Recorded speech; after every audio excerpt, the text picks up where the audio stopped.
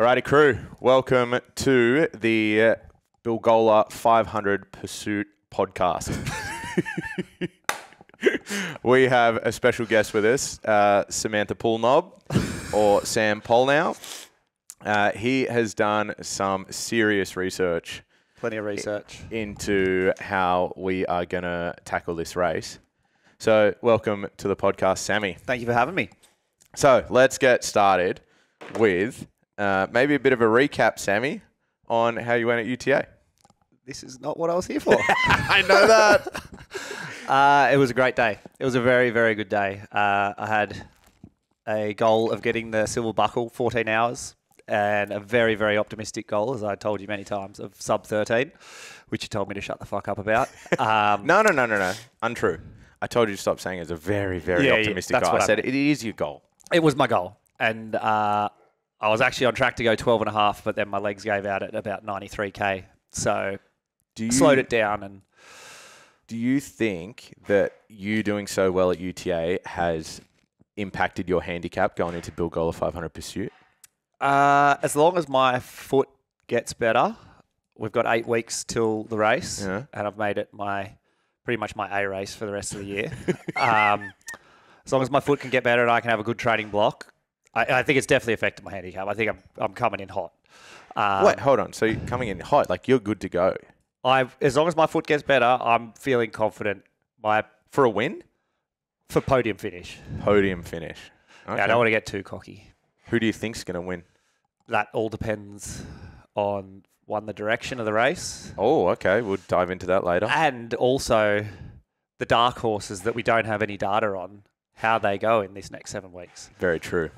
All right. So before we dive into the data of people and how we're going to do that, how do you think this race is going to feel like with the time handicapped and the stagger start and the idea that all of us are going to finish at the same time? Yeah. Anxiety will be high, the whole race. Getting chased by the boys is going to be playing on my mind a lot. And also chasing everyone else, not wanting to let anyone else beat you that's in front of you. That's, I think, the funny thing is, like, I've been thinking less about the people chasing me, but, like, whoever's in front of me, I want to hunt I want to hunt them down. Yeah. Yeah. But do you reckon that's going to affect your time? I reckon I think it can, because I think if you see someone on a hill, you're going to work probably that little bit too hard to get up that hill. That's going to pull you back. And I think that was why we agreed no GPS watch. Yeah. Because, like, especially you'll be for checking the guys, your heart. I know, I'd be checking my heart rate for sure. And especially the guys that have done this course multiple times, they're going to know if they're like, look down, they're running a 550. They're like, I shouldn't be running a 550. Yeah, they know. But if they've got no reference, you've got to go on feel. Yeah. And if someone's chasing you or you're chasing someone, feel goes out the window. Yeah. Yeah. It's going to be wild. I was thinking about it. Say, for example, we haven't come up with the handicaps yet, but say, for example, one of the boys starts 5 minutes behind you. Yeah. That means if we have this perfect over 10K, like they should be catching you within the last kilometre. Like it should come down to the last 600-800 metres between you and them. Yeah. It's going to be so It's going to tight. be wild, especially if we have it at Porters, the start and finish at Porters. I think that's agreed. I think it has to be at Porters. Yeah. It has to be at Porters. So you're going to have Water Tower Stairs. It's going to be carnage. Or Canimbla, which is even harder to pass. It will be an absolute mayhem of a time. Coming out of Crown Reserve of Newport or whatever it is, you know how you got that bit of road, Canimbla? Yeah, if you spot someone there, you're hooking along there to catch them. Because you know down those stairs, it's going to be... Like, I'll be throwing elbows out. Until you get to Hillside Road, there's no passing on Canimbla. Like, you cross the road, then the stairs get a little bit wider. You could have a shot, but you've only got a couple of 100 metres to go then. Yeah. So... Like, if Penny's behind me, and I will elbow her down those stairs. And that's on record. Yeah, actually, there's been no rule stated for contact. Is it? Can we go full contact? I think it's a full contact sport. Okay. I think it's a full contact sport. I don't see any benefit in it being a contact sport. There's been no rules laid out for that, so I think everything's fair play. How much of an impact, and for those that haven't read the rule book, which you should, how much of an impact do you think with a 10-second warning? So this is how it's going to work for anyone that doesn't know yet. We're going to have a timer there, and we're going to say 10 seconds to the first runners going. We're going to flip a coin, catch a coin, determine anti-clockwise or clockwise. Okay. So the first runner is only going to have 10-second notice. The last runner, obviously, is going to get to think about it a little bit more, but it is what it is. How much of an impact do you think anti-clockwise versus clockwise has? A lot. Really? A ton. So you don't think... what about enough that it would change the handicaps? Well, you can't change the handicaps. I know, but... we have to average out the handicap, but I think it can definitely change. There's advantages and disadvantages, different people. Talk me through it. For sure. So I think for a clockwise, I've got a few things written down. So clockwise... we're starting, obviously, at Porter's. So we're going... actually, I was doing that from George's house. But so you'd go straight up Canimbla. Yeah. And where you finish is you're finishing on technical downhills. Yeah. You've got a lot more technical downhill. You've got the water towers and that sort of thing. But all the climbs are more road. And so it doesn't matter if it's a technical climb or a road climb. You can only go so fast. Yeah. And the clear favourite for me in climbing is George. I put them all up against each other on Strava, watch their loop, and they're all obviously within 4 seconds of each other, but where Rich and Warren streaked out in front was all the downhills. And then any uphill, George just caught him straight back up again and then crept ahead by 4 seconds. So if you give him technical downhills where he's not as strong, and you take the runnable downhills out of it that you would have on the anti-clockwise course, I think George is definitely the front runner. And throw it the other way. Flip the coin. I'm going to go Warren. It could be Warren or Rich, but I'm going to go Warren just for the sheer volume of running this bloke has done. It's ridiculous. Like his Strava, like his quantities of running, wherever it is. Sorry, I'm going to have to look it up. He's done this year alone 1,800 Ks, but it's the overall distance over time is 21,000 kilometres and 630,000 metres of vert, which is pretty much double what George has done, which is the next front runner. Okay, and then just to put it really in perspective, what's that compared to Lachlan? To Lock, yeah. To okay, so Whitford. yeah, the dark horse of the whole race. He's got an elevation total over. Okay, let me compare these two. So Lachlan's total elevation all time is 26,000 metres. Warren's just this year is 44,000 metres. Just this year? Just this year, Warren has done nearly double what Lockie has done all time. Since he owned a Garmin.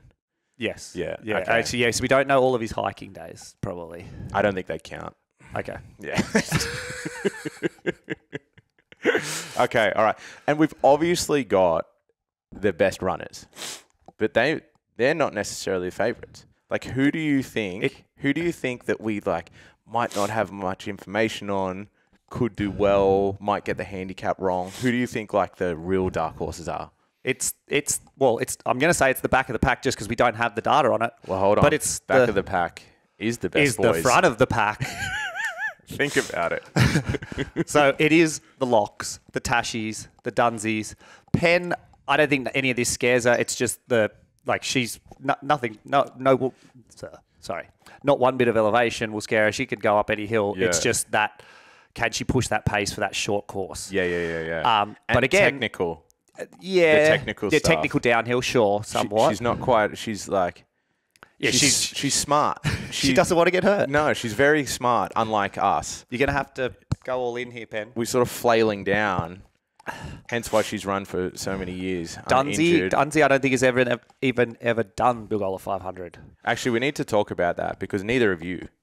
No, I've run it a lot of times, or I thought I had. You haven't, and I've never run the correct course ever. Because I think the only people now, Tashi had about 99% completion rate on her attempt because she went up where your job site is. Wallambai. Yep. Wallambai. She went up Wallambai. Yep. So that was close, but still no cigar. And that's because she was following my map. Correct. Penny did it with me, so she's in. Okay, she's got it. I'm in. The boys are in. Yep. There's no Tashi, no Sam, no Amy. No Duns. No Duns. No Lock. No Lock. Paul's done it. He's got a time on it. He's on the time. Paul McBride. Brian, I haven't been able to see. I looked up a Brian. Brian Brannigan doesn't exist. Yeah, he's in London or something. Yeah, he's Brian Brannigan essentially doesn't exist to anyone on Strava unless you look up Brian Brown. What? Brian Brown. Okay. is Brian Brannigan. Right. Why is he? What is he? We don't know him. It could be an alias. Okay. I don't know. But I have seen his Strava. He does exist. The plot thickens. I have no idea what. We got no data on you, Brian Brannigan Brown. We need to hear from you, Brian. Okay, so it's the people that we haven't. Okay, so I'm going to put say for Tashi, for example. Yeah. Tashi's a 2 times CrossFit Games qualifier, 1-time regional individual. She marathon runner, has got into trail running 2 weeks ago. Yep.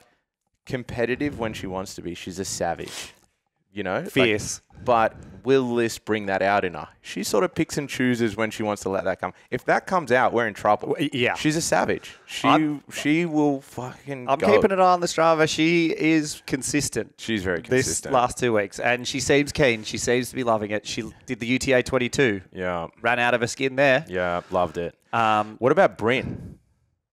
Because his paces are just insane. Insane. Give him anything flat. I've done water tower stairs downhill runs with him. It's insane. Okay. Where I tracked him on the 1 minute behind. I put them all on the comparative sort of run. It was just I think the elevation over that length of time. Like he runs that Manly Dam course and wins most of them, but doesn't have the same elevation profile as this race. What kind of elevation Manly Dam have? Couple hundred still? Yeah, like it's a couple of hundred. Flat. It's not flat, but it's probably half. So I think that is where George and that can overtake. But he's still only a minute behind. If he can, he's been training a bit more CrossFit and stuff. If he can lock in 7 weeks of specific Bilgola500 training, the same with Rich. Rich is tricky because he works down in Canberra and has to come up here. So he doesn't train under a coach. He says he's uncoachable. I love him. Rich, he's my new favourite. He can run. But it's just, I think for those two, that's why I picked Warren and George, just because of their consistency in training. That's the only reason I'm picking them as favourites. The other two are right there. They're within 4 seconds and 1 minute of each other. So. Yeah, and one's in Canberra, not running it every week. Yeah. Interesting. That's the only reason I'm not picking them as my favourite, but give them 8 weeks of training. Okay. I don't know how invested they're going to be in it. Yeah. So if they get right into it. Well, look, it's the biggest race to ever hit Northern Beaches. Like 100%.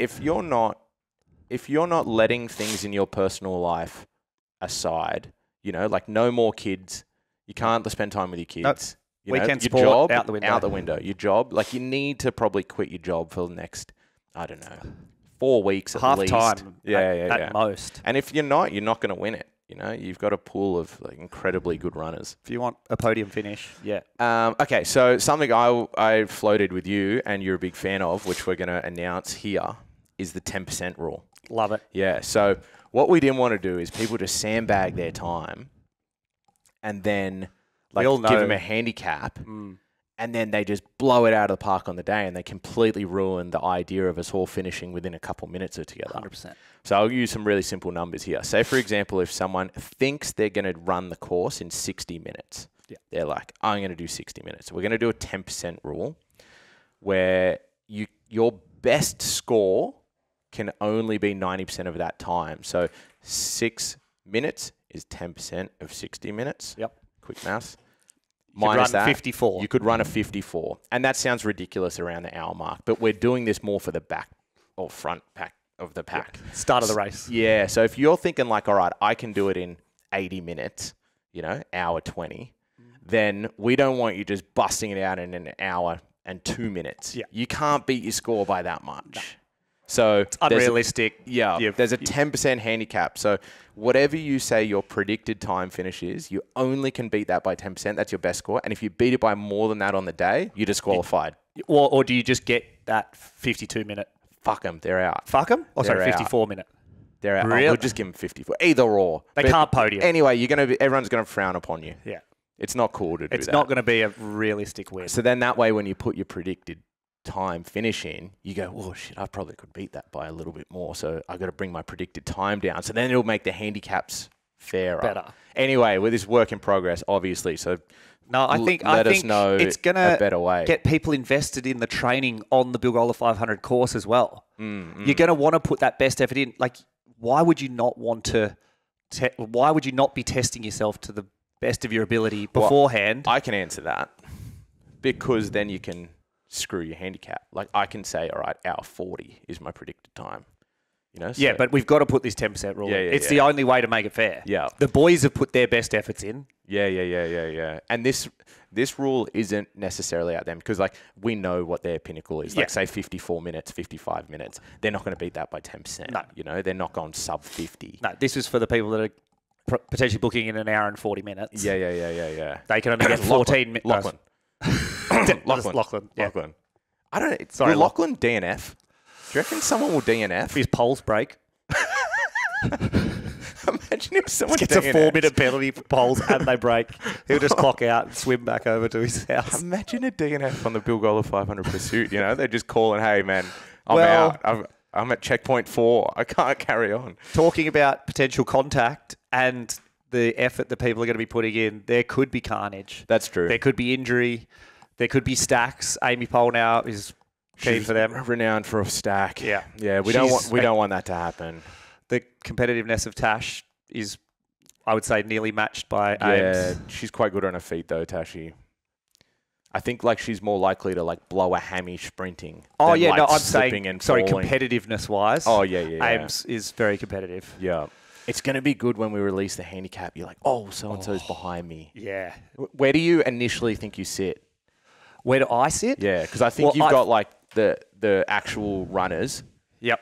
and then like The top now, 4. like now you've sort of left us and you're like in this grey area. Like they're the real runners and we're like the uncool What do you mean guys. I've left you? Well, like you've left. It's the first time verbalizing this. You were a part of our crew, which is like the weekend warrior crew.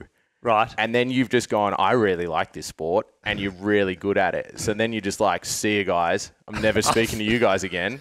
And Never then said that. and then you're like with the cool kids, you know, like you've gone from Div 6 and now you're in Div 3. These boys are Div 1. They're Div 1. So like, Well, you know, Bryn was hitting me up for a while there, and I just kept putting it off. I was like, "There is no way I'm running with you boys." you wanted to wait until This was last year. And now we're Bryn. We're like, hey, Sammy, you want to go for a run? Oh, I'm with Warren. I'm running it's with you Warren. guys going, "Oh, who Anyway, wants to let's run not- with Sammy?" Yeah. Well, you don't run with us anymore. That's why. I will It's run like- with you. No. Anyway, let's not make this personal. But Too late. anyway, back to your question. You've got Div 1 boys. Yeah. Where do I put myself? Like, are you in the mix with some of the Div 1 boys? Nah, I'm not running sub 1. I've run it a few times. Obviously, I haven't got the official time from George's house, and Yeah. I've also run the course slightly incorrectly. So Yeah, going up yeah, Mariposa yeah. is going to add at least a minute, if not 2. Yep. And I've run like hour 3, hour 5. Yep. I can't, maybe an hour 11 for the anti-clockwise, but that Yeah. was a long time ago. I reckon I'm in the low 1 hour something, 1 hour 5-ish. I reckon Yeah. I'd be Yeah. now. So what's that? 65 minutes. So the best you could do is a 55. Yeah, there's no way in hell I'm running that. Yeah, so No that's way a in good hell. handicap as well. Yeah. Let's not do like times. Let's go who you think 1 to. Well, how many runners we got now? Because we 1, didn't. 2, Not everyone 3, invited 4, someone, 5, which is 6, wild. 7, 8, 9, 10, 11. And Brian Brown Brannigan. Yeah, and Paul. And Brian Paul. and Paul. Sorry, because I don't have any data on them. No They were data on private them. on Strava. Okay. So how many is that total? 13. 13. Yep. Let's go 1 to 13. Let's rank them. Okay. So we starting. And this isn't with, official. This is No, just no. what we think. Okay, so I'm going to put George, 1, then Warren. 2.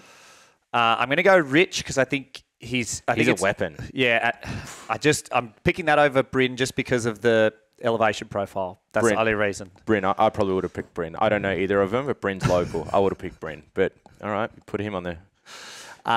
Then Bryn's 4 then, I imagine. Yep. Bryn's 4. Then yeah, I 5. don't know Paul, and I know he's run hundreds and stuff as well. So I don't really know. I'm gonna put myself next. Oh, you are Div 1 then. No, You've I'm put Div- yourself in the top I'm Div 5. 2. No, that's Div 1. Top Div 1 5's- stop. top They're five's- sub 1 all right, so hour. Paul was 5. No, Sammy was Sam's 5. 5. Sam's I'm gonna go 5. Sam 5. See, I wouldn't have put you anywhere near that high, but carry on. 5. Yeah, because you say I have not applicable strengths. Paul's 6. Yeah, Paul, I'll go 6. Yep. Bit of an unknown. And then this is tricky. This is where it gets really tricky because I think Ames has got the like tenacity and like 7? psycho-ness to really go, but then I think Penny's a better like hill climber and stuff. So what are you doing? Come on, quick. Yeah, People- I'll people go getting Ames bored. 7, Pen 8. Pen 8. Then now I'm gonna go probably you. I'll have to put you in there. Oh, thanks, mate. Top 10. Just Fucking hell. Unbelievable. and then I think Dunsy's running. He's had a magic year so far. I don't He's think had a great year. I don't think he's ever run better than He's had a now. So great I'll put year. Duns. Duns at 10. And then Tash, and then Locke. Sorry, Locke. Don't be sorry. He's got terrible ligaments. Yeah, how are the Yeah, ligaments? look, It's going to hold up being like- chased by everyone. I can see where you came to. Like, I disagree entirely with that order. You want to be but Dev 1, we'll, don't you? Yeah, like we'll see. We'll see when the final rankings come out. I'll hold on to this. You're not far off there. You know, I think that's pretty much spot on. I It's don't know. close. I don't know. It's very hard, but we've got some more. Oh, looking sorry, to we've do. forgotten Brian. I have no idea with Brian. Brian. Oh yeah, we're only at 12. Brian Brannigan. I don't know. It with- sounds like he loves finding extra meters and cut Yeah, throughs. yeah, so yeah. he could just be on a walkabout for the day. Yeah, So maybe we just put him with Locke. I don't know. I We don't know. apologise, We're gonna- Brian. yeah, It's yeah. a dark horse, All like right. completely dark. So maybe we do a little thing here. Brian Brannigan Brown, Paul McBride, Warren. We need to hear from him. We need to hear from We you need guys. to hear something from him. We need to hear just a hello Just to in give the us some- group. yeah. You know, a little thumbs up. We're here. We're doing Something. it. Come on, boys. How's George just inviting 2 people straight off the bat? That was pretty rogue. That was unbelievable. Although he is the If original inventor. 100%. Maybe Warren's sort of, maybe they're friends and And they were just taking that. That's there too. I don't know. We need to hear from you, Warren. We need, yeah, and Paul and Brian. We need to hear something. Okay. Maybe we talk quickly about the start-finish position. We've touched on it already. Has to be Porters. Has to be. Has to be.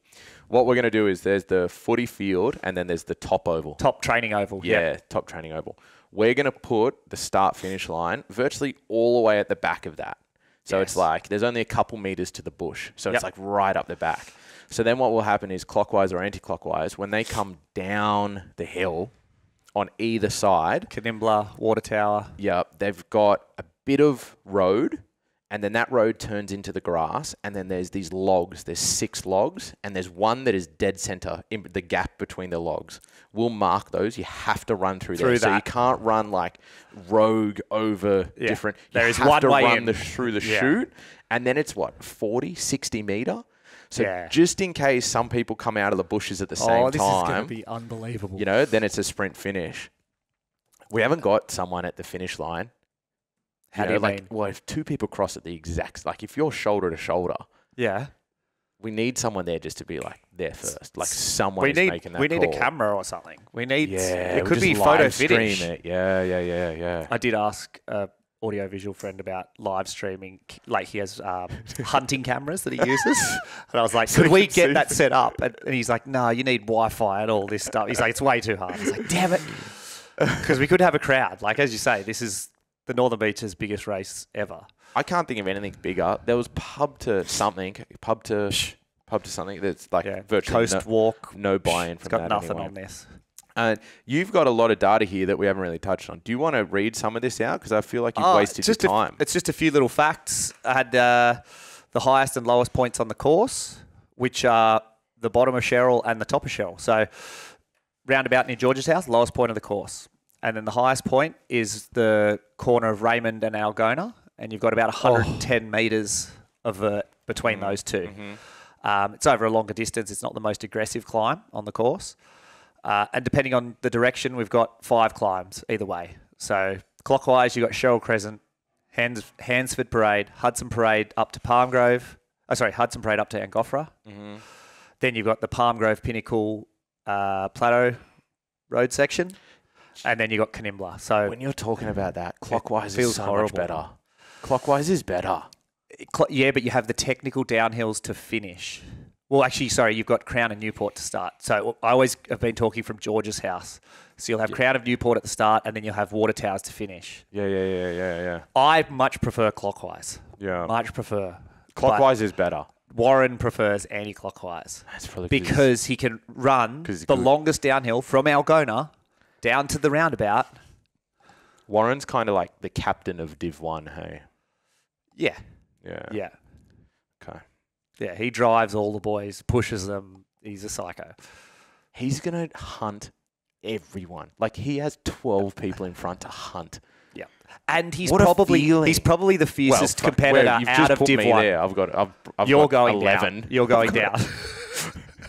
You're gonna get hunted by everyone, and Warren will take you down. That's ridiculous. The thought of that. Okay, sorry. And yeah, I was saying Warren, I would say, is probably the most competitive out of the lot. Does the most amount of races, runs the most. You literally can't stop him doing any run ever. Feels like it might mean a bit more to George. Yeah. This race, yep.